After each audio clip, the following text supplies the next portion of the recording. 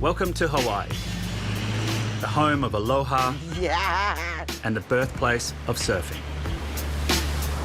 It's a slice of paradise for some, but behind the postcard facade, native Hawaiians, the Kanaka Maoli, have a different story to tell.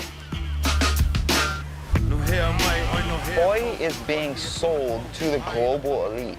It's not a give and take, it's like a take. It's a struggle for land, language and culture, forcibly taken from them by the United States of America. This is a theft, premeditated, systematized theft. We do not consider ourselves American. We are not going to be quiet. We meet people determined to right these wrongs and keep Hawaii Hawaiian. They took it away in 3 generations. We're gonna get it back in 1. This is our home. We're here.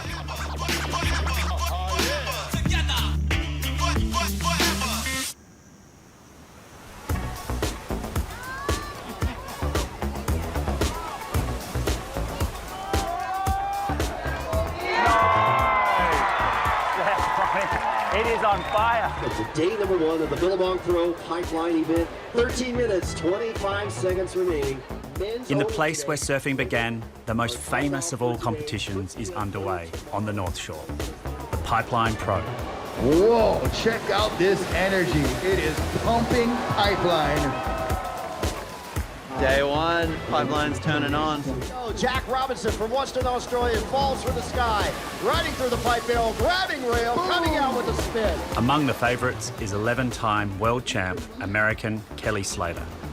He turns 50 next week.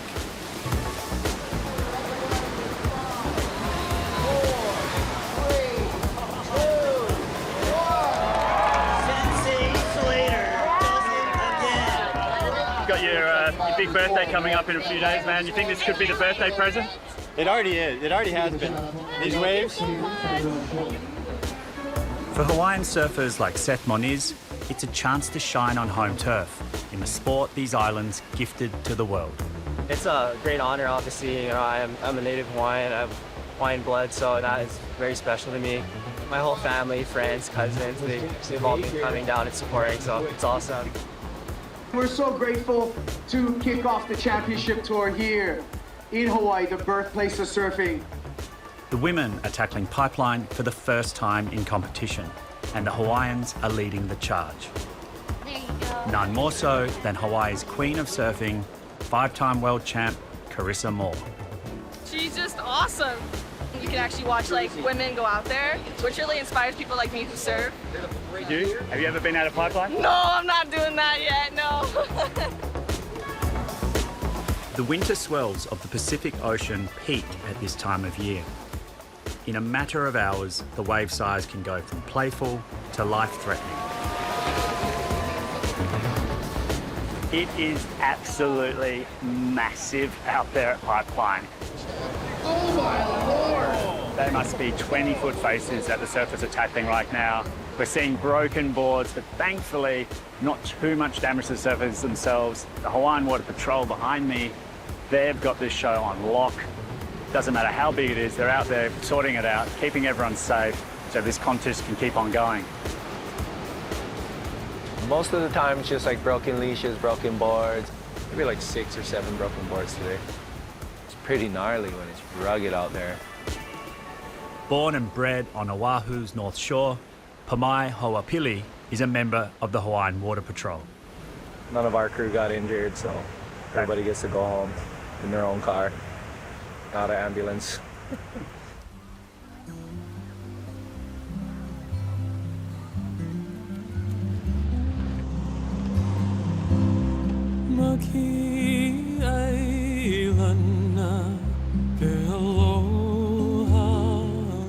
Here, surfing in the ocean is about much more than a multi-billion-dollar industry.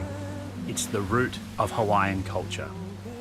For hundreds of years, Hawaiians, even their kings and queens, surfed on wooden boards like these.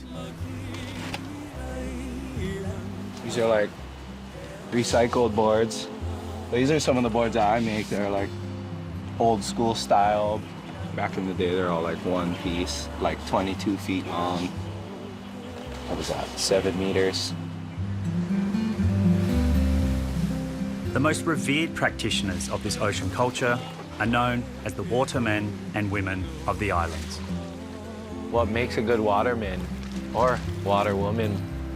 To me, if I had to put like a type of word to it, I would say like gracious in the ocean and on land too. Culminating that into your life to where everything seems like surfing or like flowing, and that's like the ultimate goal. That flow was best exemplified by Duke Kahanamoku, the father of modern surfing. At Bondi Beach, we have a welcome visitor, Duke Kahanamoku. Last time he came to Australia, he introduced the surfboard to this country from his native Hawaii. How much pleasure the sport you introduced has brought to countless Australians. Duke's aquatic prowess crossed from the ocean to the Olympic swimming pool, where he won 3 gold medals for the United States. Almost 100 years after his success, surfing made its debut in the Tokyo Olympics. The women's gold medal was won by Hawaii's Carissa Moore. Unlike in pro surfing, Hawaiians at the Olympics compete under the American flag, for many a reminder of deep historical grievances. It was huge, yeah. It was a big deal in Hawaii. People were talking about it, like, oh, you didn't give us the flag. Everyone knows she's still Hawaiian. You know, we are our own country. There is no annexation treaty. Like, we are actually our own sovereign nation, illegally occupied by the United States of America. All Hawaii, stand together. All Hawaii, we're here forever.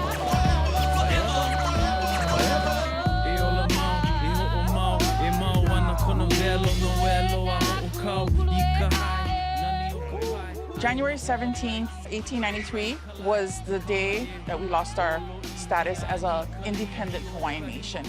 We were invaded by the US, and it was a small group of American businessmen that overthrew our peaceful nation and imprisoned our queen in her own palace.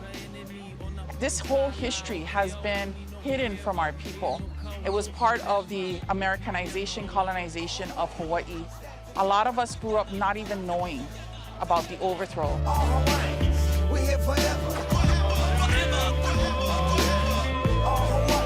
These annual marches to Iolani Palace began in 1993, on the 100th anniversary of the Queen's overthrow.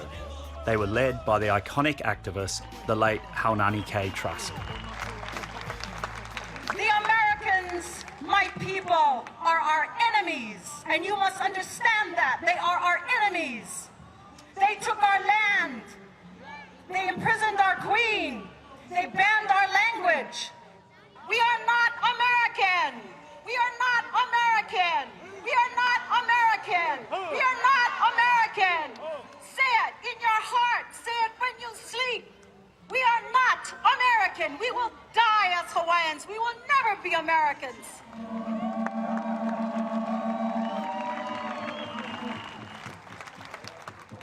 I would like to believe that when she spoke those strong words that shook me inside, that we are not American, that she meant that we are a people who don't abandon the natural laws of our island. In our resistance. Kalehua Krug is a community leader and a school principal. Resistance is not only how we get our land back. Definitely the seeds that we plant through resistance are going to get us control, political control back of our lands. But it's also medicine. That resistance is how we heal. Saturday, good morning photo. Welcome to the Pineapple Express. Queen Liliuokalani was overthrown by the plantation oligarchs, known as the Big Five. They transformed the islands into farms to mass produce sugar and fruit. As the demand for pineapple grew, so did the need for more land. So, in 1922, James Dole bought the island of Lanai and converted it from a cactus-covered island into the largest pineapple plantation in the world. Over the decades, Hawaii was also becoming increasingly important as a strategic base, and in 1959 became the 50th state of the USA. This triggered a boom in tourism, today Hawaii's largest source of income.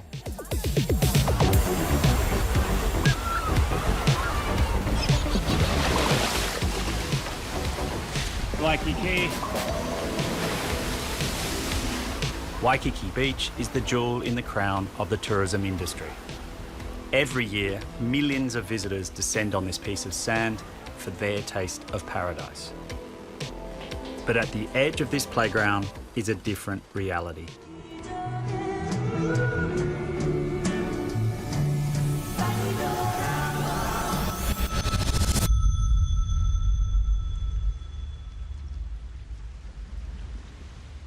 This flip side is what Indigenous filmmaker Chris Kahunahana wants the world to see. Waikiki is a story about contemporary Hawaii.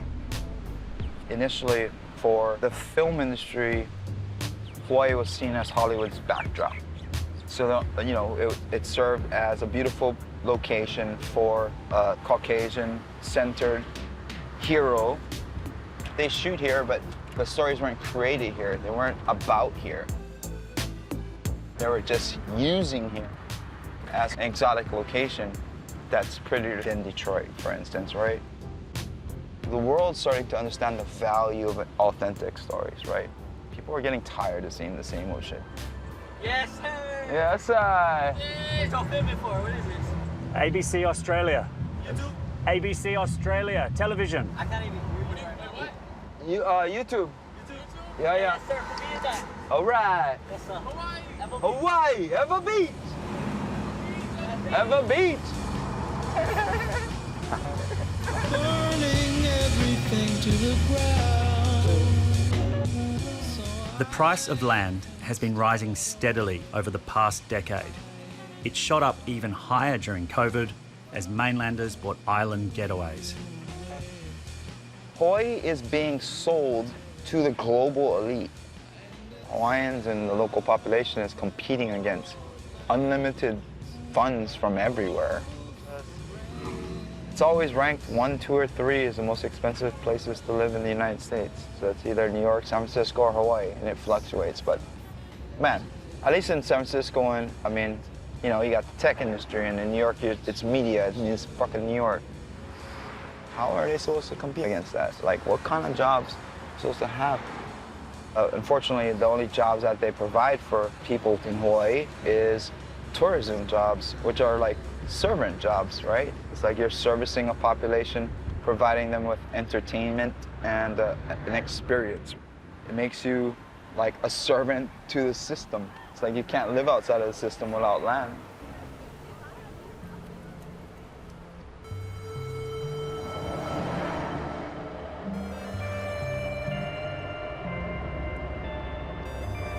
We talk about Hawaiians not being able to afford here. What happens if Hawaiians can't live here? I mean... Yeah, well, without Hawaiians, is it really Hawaii? It's not. And then the powers that be, they don't give a shit. The housing affordability crisis is driving a homeless epidemic. The state has one of the highest per capita rates of homelessness in the US. Native Hawaiians have been hardest hit. It's hard to go anywhere on the island of Oahu and not encounter the problem. So I notice here in Hawaii, no one says homeless. They say houseless. They're displaced. It's not like they don't belong here. It's like when you say they're homeless, it's like they don't have a home. No, they actually have a home. The fact that they can't afford to purchase a house, I mean, it's still their home.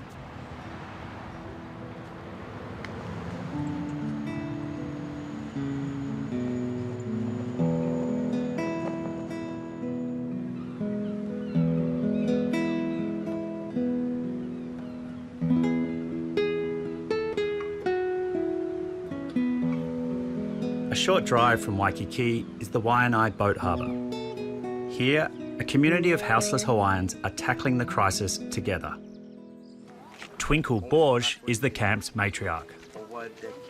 So at night when you come in, we do have securities. We do have securities that sit here This is Herman. He's one of my head. That's my head of my security. He's one of my overseas. Herman, nice to meet you. Nice to meet you. Thanks for having me. Yeah. You looking after the place at night? Yeah.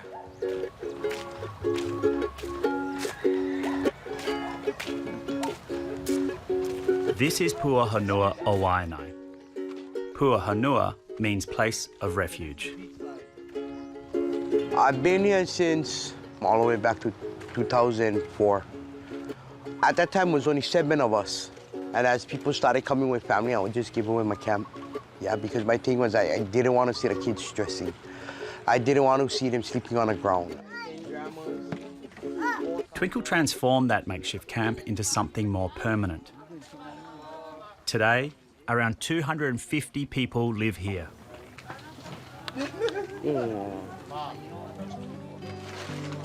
Yeah, so this is my bedroom. That actually works. That actually works? Yeah, that actually works. I mean, this is our home, you know?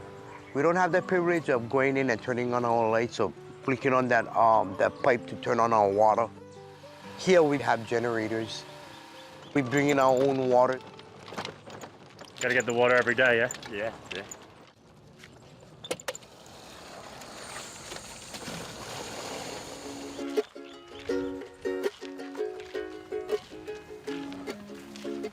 Oh, see, I don't like the bugs. I hate bugs. How long have you guys been living here? 10 years. 10 years? Yeah. Feel safe here? Oh, yes. Yeah. 22-year-old John Isaac moved here 4 years ago. My parents actually moved in before I did. I was living on my own already. But the household I was living with was getting evicted, so I never be a burden to them.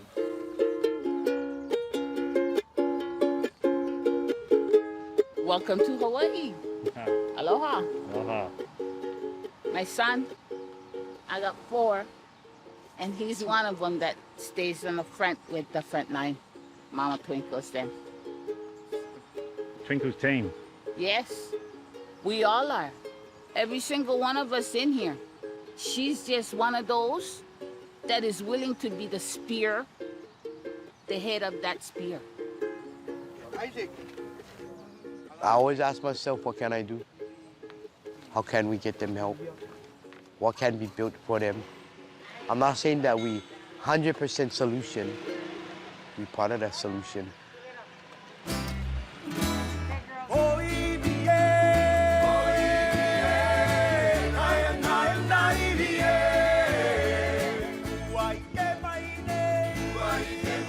Kanaka Maoli Hawaiians are looking to themselves for solutions.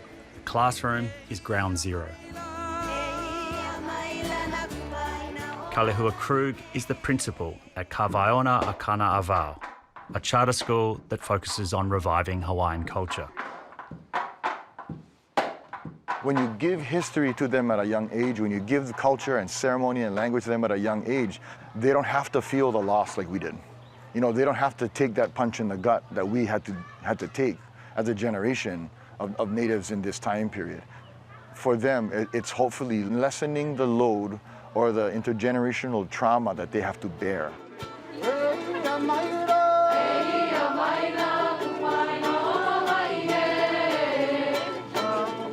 We still believe in the sciences. We still believe in physics and engineering. We still believe in mathematics, as long as the ethics that come from the wisdom of our ancestry are attached to them.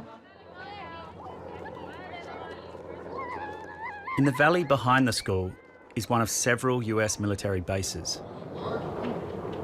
The students regularly hear the sound of bombing from over the range. We tell them, you hear that? Do you feel that in your stomach? Because I felt it in my stomach. It was like an earthquake. We can't keep letting it happen without feeling the pain that the earth is feeling, that the land is feeling, the creatures there are feeling. We have military families send their children here, so we're not necessarily preaching demilitarization, but we're teaching you to see that as wrong. Aloha. Desecration of land is wrong.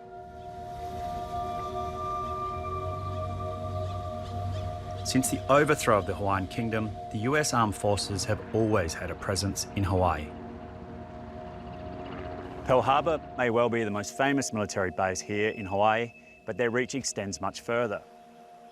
Across the island of Oahu, the military occupy more than 20% of the land. That's in a place where land is pretty hard to come by.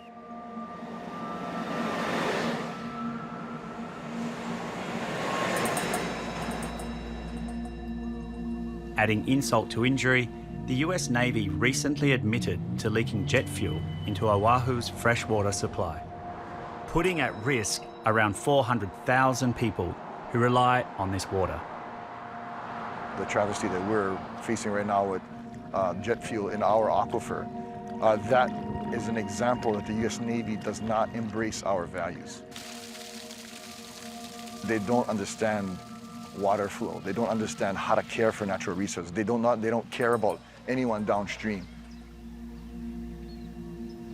The water crisis has emboldened calls for the state of Hawaii to cancel the military's leases, due for renewal in 2029.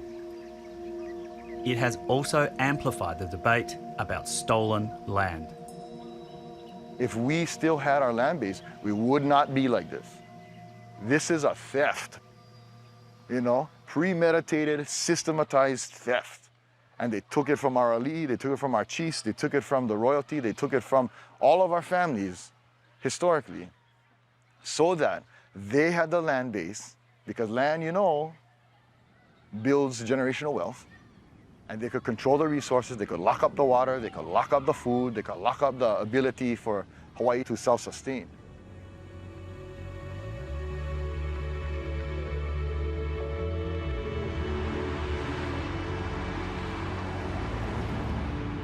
In a valley not far from the school, some of that land is being taken back. Here we are.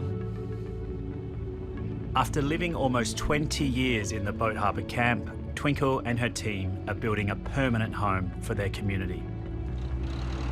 For the last 5 years, I kept telling people, even the people on top of my team, and they would laugh when I said, this is gonna be our home. 5 years I passed this gate and said, this is gonna be our home. Well, this is our home. We're here. Through a mix of donations and grants, Twinkle was able to purchase his 20-acre parcel of land, Puʻuloa Mauka.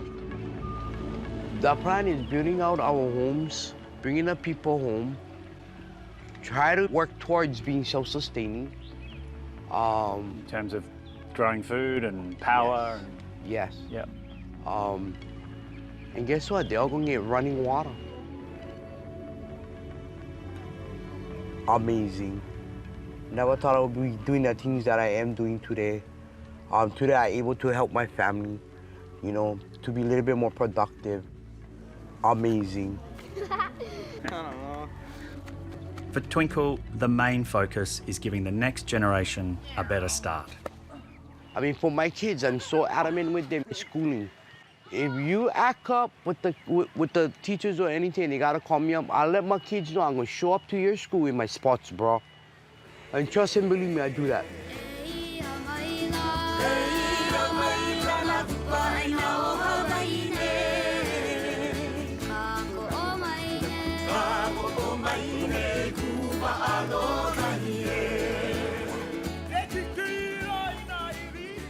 My paydays is when my kids bring me home the diplomas. That's paydays. Might be a sacrifice for me, but at the end, it'll be a reward. Yeah, to see the accomplishment, to see the cycle they're breaking for their family, you know, just to get ahead. Yeah. Yeah. That's paydays.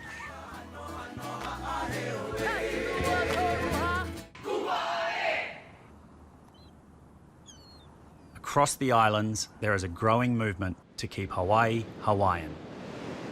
Back on the North Shore, Pamai knows that the tide is turning.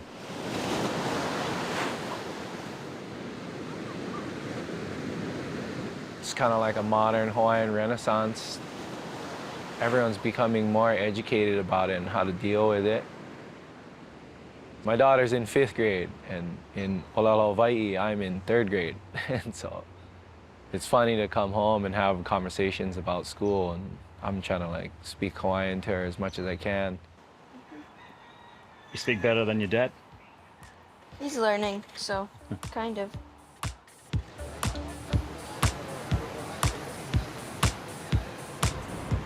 It's finals day at the Pipeline Pro, and the Water Patrol is back to work. Pamai takes me for a spin on the jet ski to check out the conditions up close.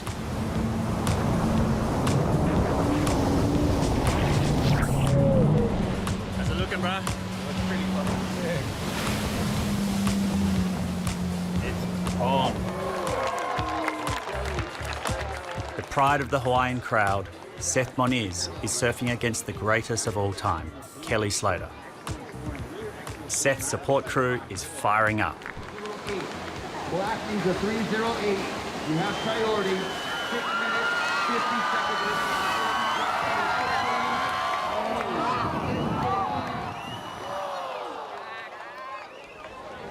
30 years after he first won here at Pipeline, Slater does it again.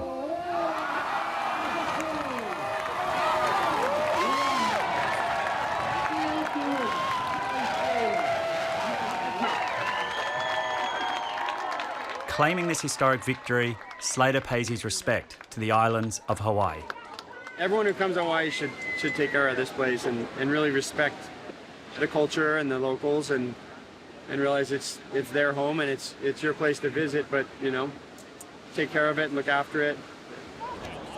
It's really special, and I'm happy I could, you know, make them proud and make it to the finals. You know, we're almost there, one spot off, but look, I'm gonna be here for a long time, so I'm excited for the future. The women's final is an all-Hawaiian affair. The favourite, Carissa Moore, and local wildcard, Moana Jones-Wong. I'm just so super happy that the Hawaiians are dominating their sport again. I'm getting goosebumps. I feel super good because all the little girls, so many little girls are out here watching them, and I mean, I'm proud of them. Look at these waves, they're huge. It's great to see the Kanaka Maoli women out there wearing their flag. Finally, you know, so proud of them. Today, it's not Carissa's day. Moana is crowned the first queen of Pipeline. I used to be that kid on the beach screaming Carissa's name. And I grew up just watching the Pipe Masters all the time, like thinking I would never even go out there. So to come out here and like win a contest, like an actual ginormous contest like this is insane. Everybody came down to watch me, screaming for me, just like so much support, and I couldn't have done it without them.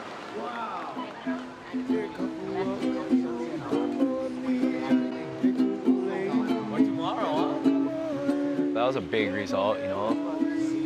There's like 3 out of 4 people in finals from Hawaii. That's huge. It was really cool to see that go down in history.